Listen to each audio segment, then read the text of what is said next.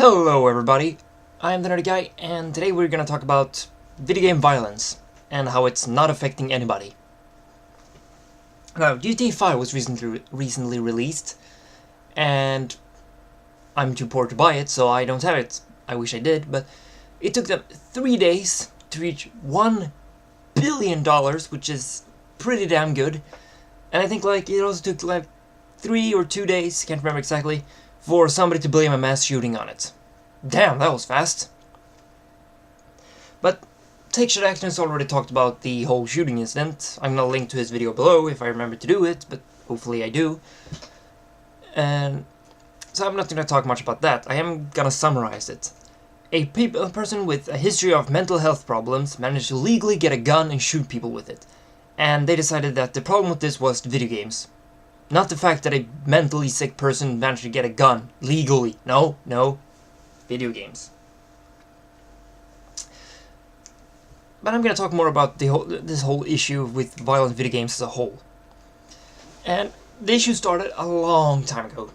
In fact, it started with Mortal Kombat, the first Mortal Kombat game, which was 92, 2 years before I was born. This issue is older than me. People started complaining about the game was too violent. And now seriously, we're talking pixels here. I mean, have you seen the first Mortal Kombat game? Mortal Portal? That sounds awesome. Mortal Kombat game. Have you seen the first one? It's pixels. We're talking like 8-bit or 16-bit. I can't remember which one it was. I think it was 8-bit, the first one. And, oh, it was way too violent.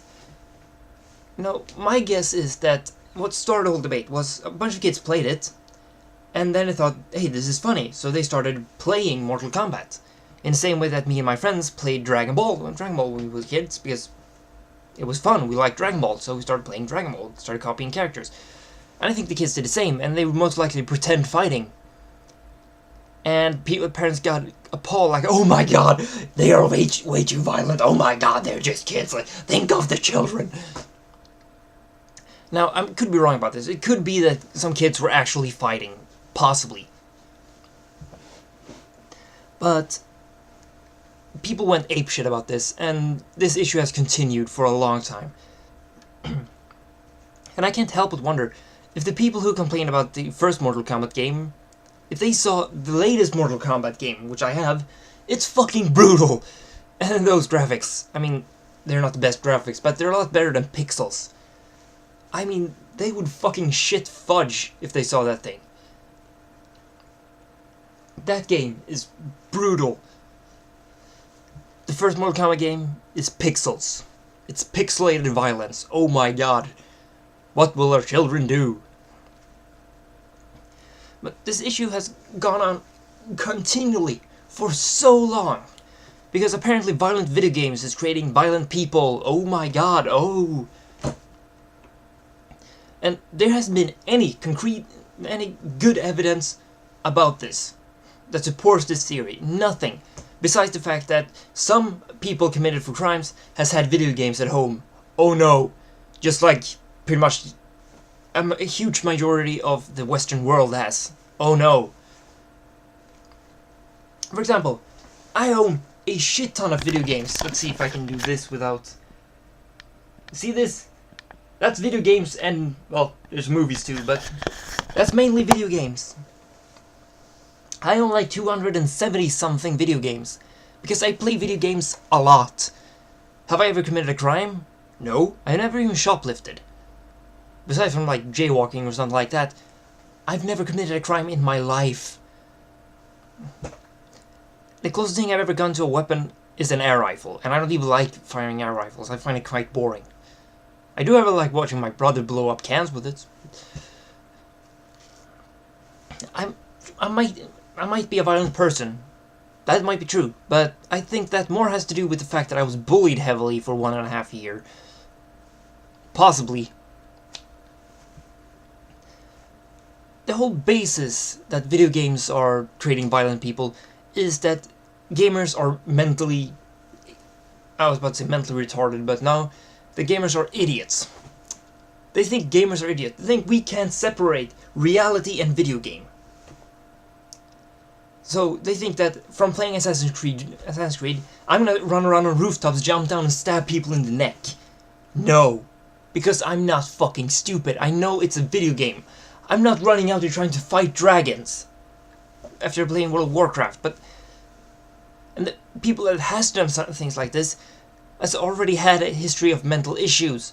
They didn't just all out of a sudden, from being completely healthy and then playing video games and then going insane and starting doing random shit. No, they had problems with mental issues first, then played video games, and then they got worse. Yes. It may be a trigger for people who already has problems, but it doesn't create problems. Just like back in the day where they say video games created epilepsy. No, if you have problems with epilepsy, it can give you a seizure. Yes, but it can't create epilepsy.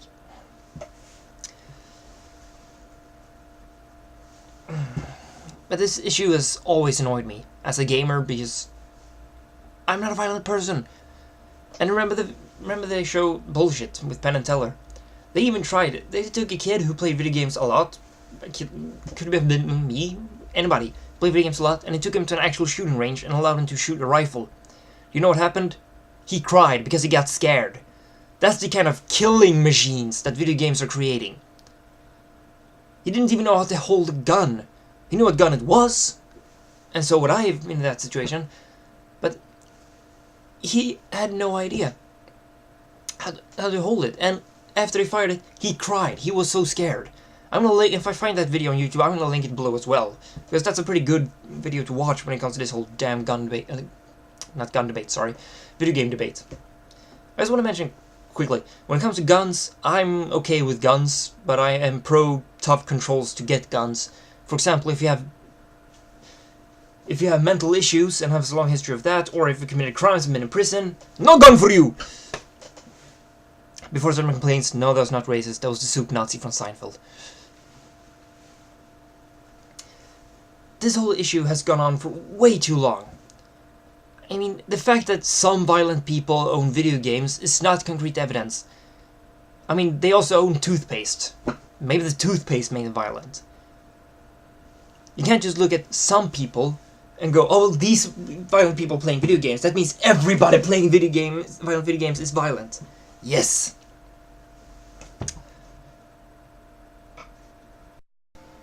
The thing that annoys me the most about this entire debate is that all of the parents complaining about their children playing violent video games are the same parents that bought the violent video games for their children. For example, I'm playing GTA 4 online right now, as part of pretending that I don't need GTA 5. I would desperately want that game, but I'm trying to pretend that I don't, so I'm playing GTA 4 online. That game is full of children way too young to play GTA 4. I mean, I played GTA San Andreas when I was like 11 or 12. It wasn't new back then, but I played it. And I can say, well, 11 and 12, that's a bit on the border, but at 11 and 12, you're mature enough to play a game, partially mature, to play a game like that. But I'm not talking 12-year-olds on Xbox Live right now. I'm talking about 6-year-olds. 6-year-old kids, and even 4-year-old kids are playing GTA 4. What the fuck? And these kids couldn't possibly get these games without their parents buying it to them. And there are several kids like this, who get their parents to buy video games for them, and then their parents watch them play and they're like, well, this is way too violent. You should not have been able to get this game. Yeah, well, you know what? You're right. He wasn't supposed to. But the only way he could have gotten it is through you. I don't know how it is in the Western world, but in Sweden, violent video games has a stamp on them that says, this game is for 18 years and above. And it can also be like 15 years, or 12 years, 11 years, 7 years. Anyway, there's an age limit on the games. And they are actually enforcing it. You have to be the required age to play the video games. I mean, just last Thursday, I was in a video game store buying episodes of Liberty City for GTA 4, and I saw a kid, possibly around like 8 or 10, trying to buy GTA 5, and they wouldn't let him. He had the money, but they said, no, we can't allow you to do this. We need your parents' permission. And he went, but my parents is going to allow me to buy this. And they're like, no, well, too bad, you can't buy it. Come back in 8 years. The only way for them to get violent video games is if somebody buys them for them, which is, like, in 8 out of 10 cases, their parents. It's as simple as that. If you don't want your kids to get a hold of violent video games, then stop buying violent video games for them.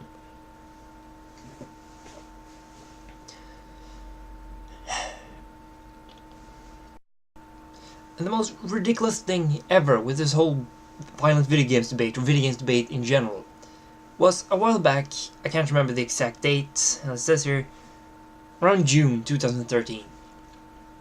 There was a couple who they were caring for 2 girls and 2 kids, and they neglected them very heavily. I mean, these girls were living in filth. The mobile home was